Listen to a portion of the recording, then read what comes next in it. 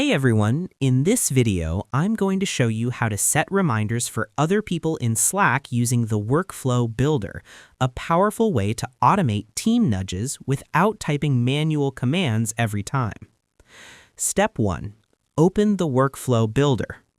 To create a structured reminder, you need to head into the Slack Automation Hub.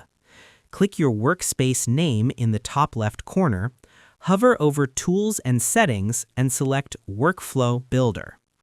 In 2026, this might also be located under the Automations tab in your sidebar.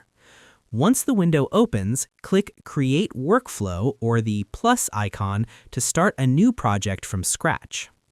Step 2. Choose a scheduled trigger. Unlike a manual command, a workflow allows you to set the reminder to fire automatically based on a specific time or event. Select On a Schedule as your trigger. This opens a new page configuration where you can pick the exact date, time, and frequency, like every Wednesday at 9 a.m. This is perfect for recurring team tasks where you want the reminder to happen in the background forever without you having to remember it. Step 3. Add the Send a Message step. Now you define who gets the reminder and what it says. Click Add Step and search for Send a Message. In the Send this message to field, select a specific person by their name or an entire channel.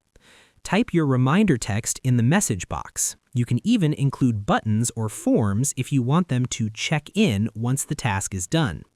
Click Save, then hit Publish in the top right corner to go live.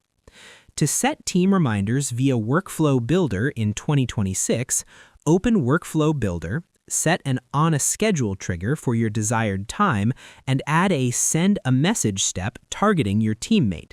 This automates the nudge so Slack handles the follow-up for you every single week.